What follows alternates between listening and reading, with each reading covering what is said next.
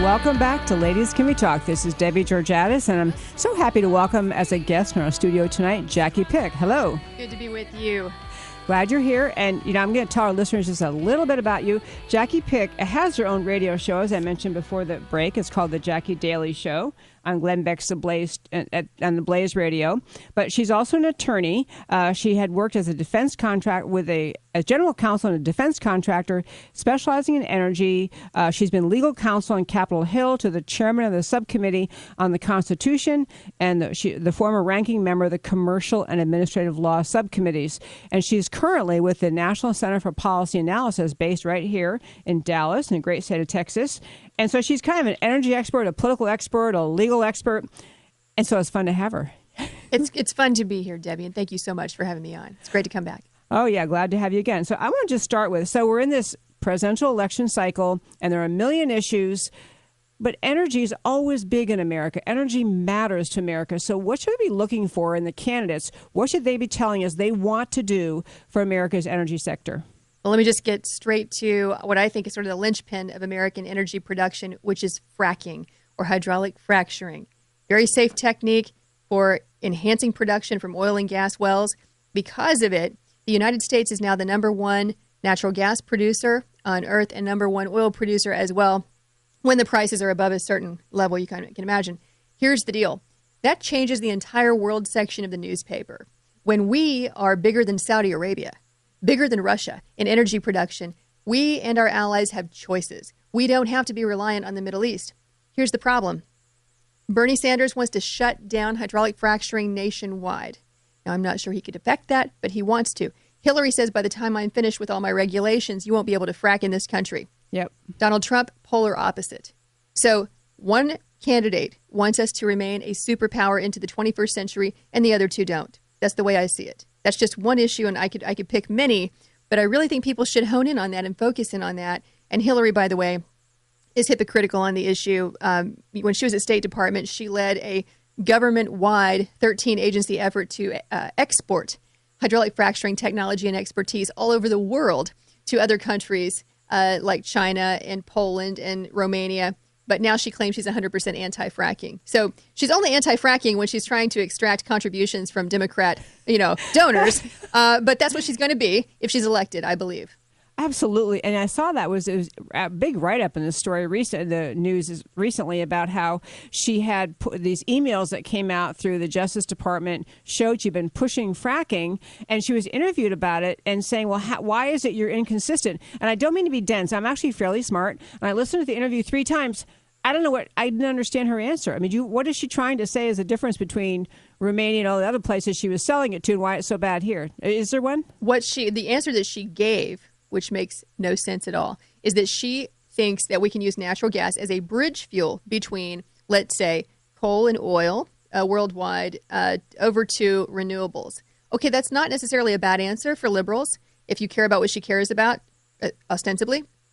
However, if that's true for the other countries, it's true for us too, right? It's a bridge fuel there. It's a bridge fuel here. It's a global market. So what she's saying really doesn't hold any water. There's nothing that's changed in the science from 2010 when she started that effort, which I think went through to about 2013 or 2014 at least, till now. It just doesn't make any sense. And for our listeners who may have heard a lot of people in mainstream media talk about fracking as somehow dangerous, somehow get something bad into the local water. I know there's been an ongoing dispute in Texas.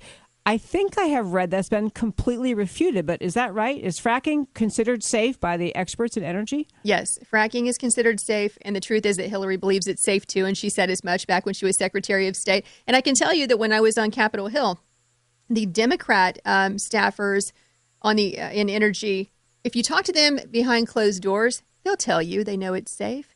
It's just their constituency that doesn't permit them politically to go along with us to push this technology forward on federal lands, for example. So the EPA has found that there's no systemic contamination of water because of hydraulic fracturing. And they went in and investigated those ridiculous stories that you saw in the film Gasland. Yes. When people are lighting their water on fire. Just about every claim in that film has been debunked. Just about every single claim has been debunked. So, no. And I encourage you to watch Frack Nation, which is the very funny rebuttal to Gasland, put out by Phelan McAleer. I had him on my show. It's so funny, and he just goes frame by frame by frame, showing you what a scam it was. Wow. Is it a documentary you can see like on Netflix or something? Is that how you find this? You can. I think it's on Netflix. I actually purchased my own copy online and hosted a showing of it. Showed up anyway. Yes, you can get it online, and I think, unfortunately, Gasland had this huge distribution. I think it was on HBO and Netflix. Frack Nation had to be crowdfunded. Yep. So it came out that Gasland received money from overseas, from our foreign competitors, some OPEC members. Imagine that. Yeah. They're all anti-fracking, and it's not because they think it's unsafe. It's because that's their competition, for crying out loud. This is very easy to understand. Very easy to understand. And so, I highly encourage you. I almost want to, if I were a billionaire, I would buy a copy of Frack Nation and just pass it out to every middle school and high school in America, because people should see this and have the fear removed from them about hydraulic fracturing or fracking. I will watch that now. I had read enough things to realize that all of the big arguments about it, all the danger and fears were being debunked. I'm glad someone put it in the video, easier for everybody to watch, Frack Nation. Yes. Okay, I want to change the subject then just a little bit. We had talked at the start of the show tonight about how many threats there seem to be to freedom of speech, freedom to exchange ideas. And I don't know if you happened to watch the story in California this past week. I think it was happening within the last week, where a bill actually passed 2 committees in the California State Senate. It was headed to the floor of the California legislature to essentially say we're going to criminalize think tanks, private organizations, and businesses that essentially express skepticism about man-made global climate change. Did you follow this issue at all? I did see this, and it is the farthest that any legislature has been willing to go so far. It's a complete outrage. It is completely prohibited by the U.S. First Amendment to the Constitution, which still applies in the state of California, whatever they might think. And basically, they want to throw scientists in jail, right? I mean, I didn't read the, okay, let me be fair, I didn't read the bill, but they said criminalized. Typically, that means that they can levy criminal fines. They can throw you in jail. That is a cage. If you, if you claim that you do not agree with them on climate change and their preferred scientists, and by the way, it is not true that 100% or 97% of scientists agree on the causes and implications of climate change. So it's a theory. And it is absurd that scientific debate would be criminalized. It's like Louis Pasteur and Galileo, right? They want to remember they put Galileo in house arrest until the day he died because he dared to suggest that, in fact, the Earth was rotating around the sun. It wasn't the center of the rather universe. Than the other way around.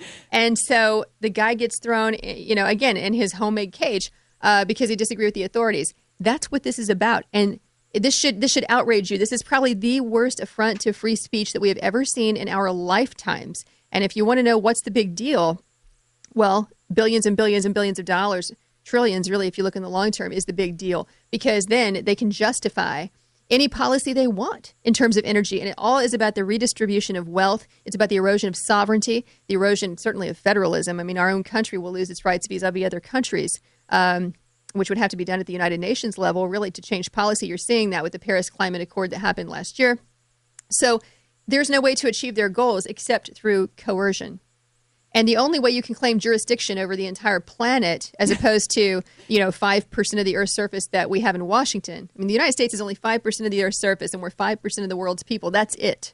If you really want to be, totalitarian and have jurisdiction over the entire Earth, it has to be an environmental harm that you're going to move under. And that's what they're doing. And you're not allowed to even disagree. So people listening should be saying, this can't be right. I can't be hearing her correctly. That can't be true.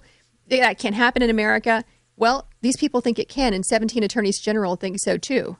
I was just going to comment on that. The Republicans in the U.S. House on the Committee on Science, Space, and Technology actually wrote a letter to the 17 attorneys general who recently floated the idea of coming together to make a plan to do the same thing at the federal level. Shut down conversation. Tell people you cannot talk about whether climate change, you can't be a skeptic. We have like 30 seconds left here. This races by rats. Jacki, quick, tell us about your show, where people can find it. So you can listen to the Jacki Daily Show on theblaze.com/radio, but even better, that's Sundays from 1 to 3 Central. Go to iTunes, SoundCloud, Stitcher, There you can hear it 24 hours a day, 7 days a week, all the back episodes back to July 2015. That's the best way. Jacki has the most brilliant experts on, talks through these issues. We've had people on, too, talking about how fracking is safe, how climate change, that there are many, many serious climatologists who do not buy into the man-made global climate change hysteria. The Republicans are trying to speak up, but this is, Jacki, I agree with you. It's an amazing time to live that people in government think we're going to tell you whether you're not allowed to discuss this scientific theory. Right. Agreed 100%. And we have to push back. Do not tolerate this. Do not take this lying down, Americans. You don't have to. You're Americans. You go, girl. Jacki Daly, thank you so much for being here. Absolutely. Thank you, Debbie.